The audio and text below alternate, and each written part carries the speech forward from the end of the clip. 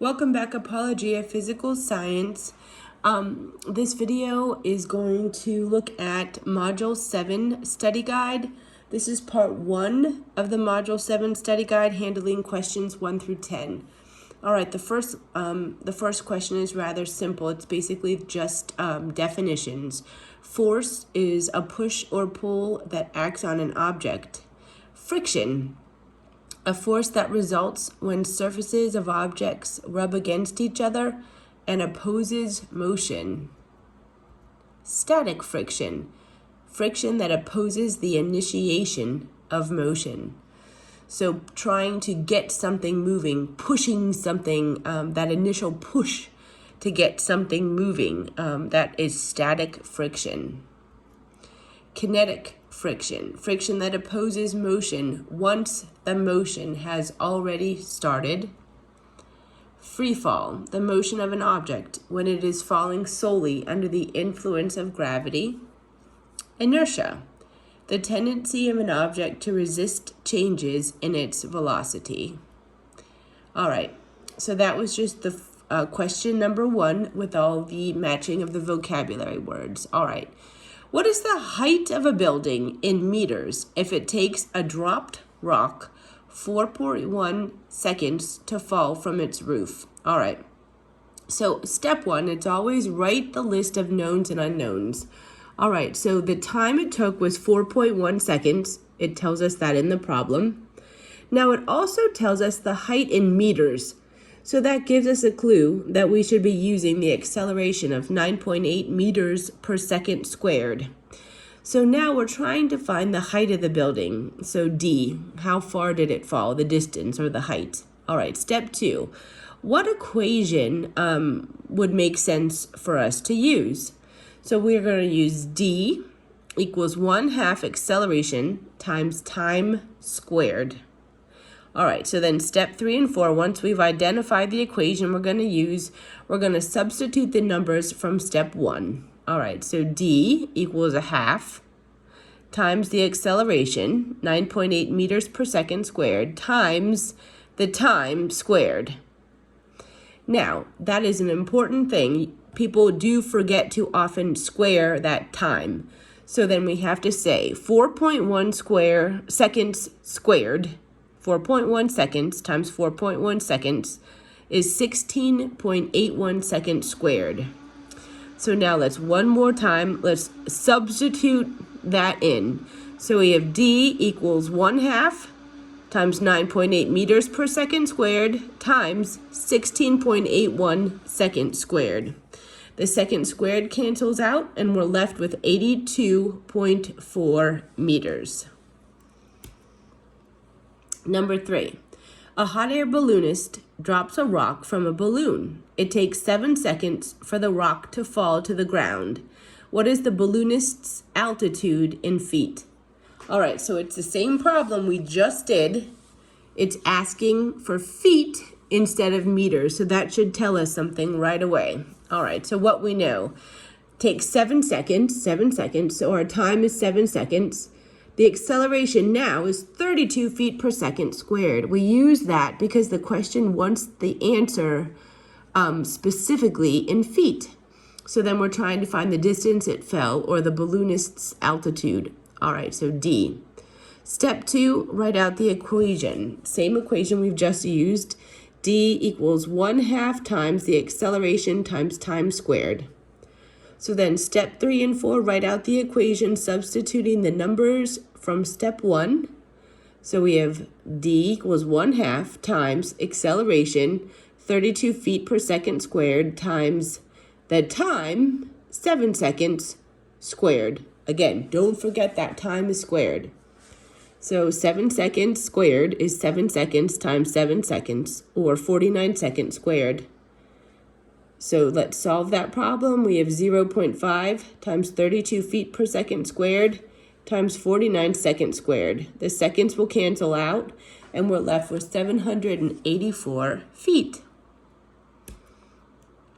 All right, you should know these by now. This shouldn't even be a question.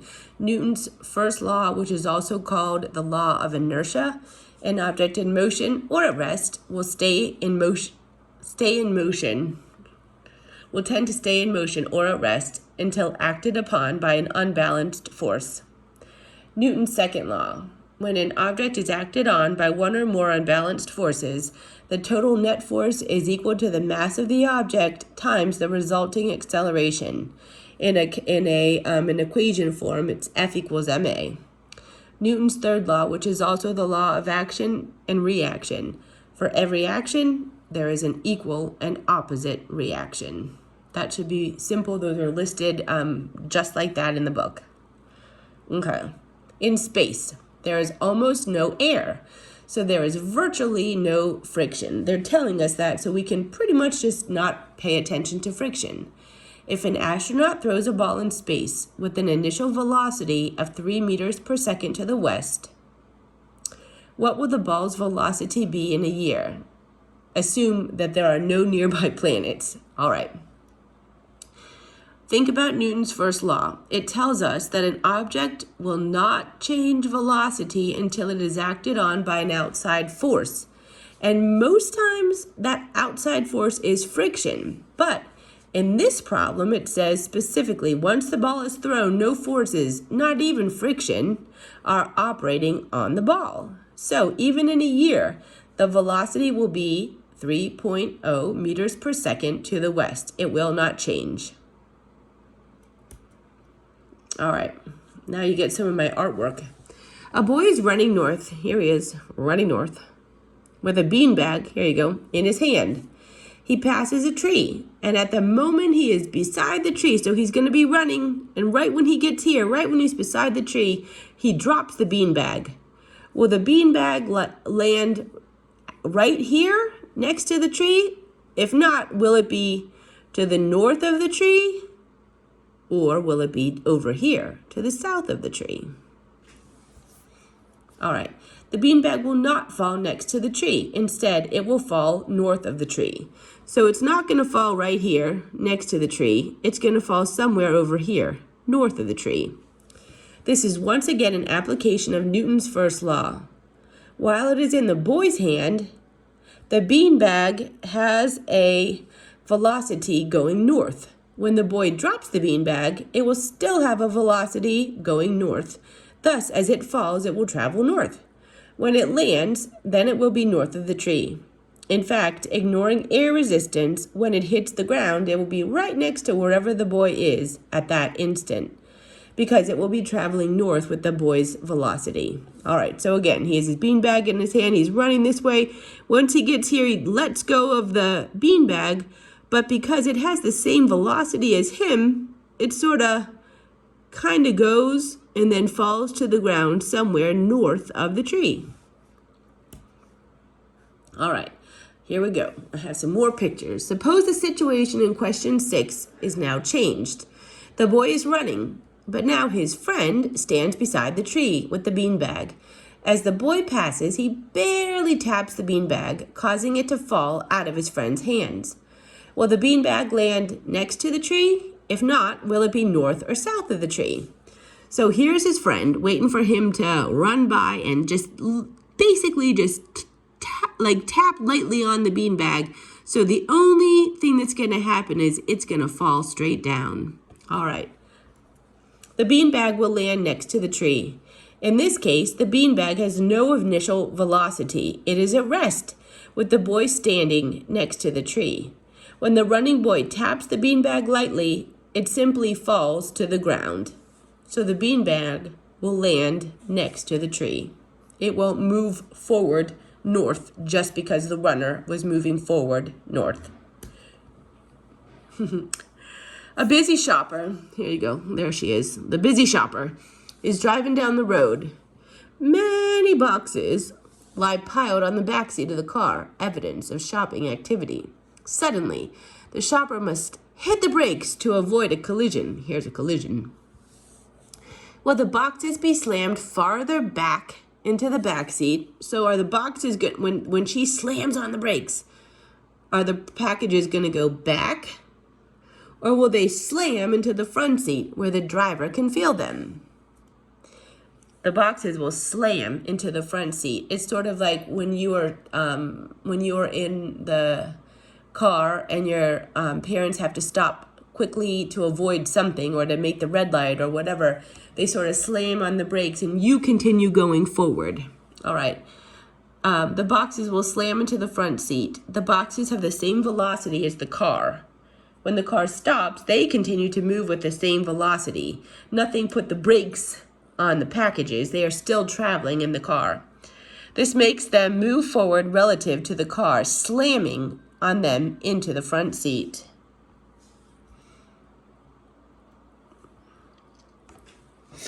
All right. When roads, let me see here. When roads get wet, they get slick. We had a lot of experience with that these last few days. Obviously, then, the friction between a car's tire and the road decreases when the road is wet. Why? All right. Remember, friction is caused by molecules on each surface attracting one another, and the strength of the attraction depends on how close they can get to each other. When the road gets wet, the grooves on the road are filled in with water, and this makes it harder for the bumps on the tires to fit into them, which makes it hard for the molecules to get close to one another. Thus, the water fills in the grooves of the road, how close the tire molecules can get to the road molecules. This can become an even bigger problem when a film of water gets trapped under the tires, causing the tires to lose contact with the road. Essentially, they are traveling on water, not the road. This situation is called hydroplaning and causes the tire molecules to be so far from the road molecules that very little friction exists. All right, so hydroplaning occurs when water gets in front of your tires faster than the weight of your vehicle can push it out of the way. The water pressure can actually raise your vehicle so that it slides on a thin layer of water. Let me see if I can start this for just the first little bit. There's a little hula girl. Control of your vehicle, driving in wet conditions or through a large puddle, chances are you've experienced hydroplaning. Hydroplaning is when water separates your tires from the ground underneath, causing you to lose traction with the road. Your vehicle speed, tire tread depth, and water depth can all act as contributing factors. As the speed of your tires increases in water, traction decreases. Worn tire tread decreases traction altogether and increases the likelihood of hydroplaning. And the deeper the water, the more quickly hydroplaning may arise. All right, number 10. In order to slide a refrigerator across the floor, a man must exert an enormous amount of force. Once it is moving, however, the man need not exert nearly as much force to keep it moving. Why? So here's the man trying to push the refrigerator to get it moving. All right. Because static frictional force is greater than kinetic frictional force. When the refrigerator is not moving, the man must overcome static friction to get it moving. Once it is moving, the man only needs to overcome the kinetic frictional force. Don't forget, static friction is the friction that opposes motion. All right, so that's it for part 1. I'll be back with part 2 later on today.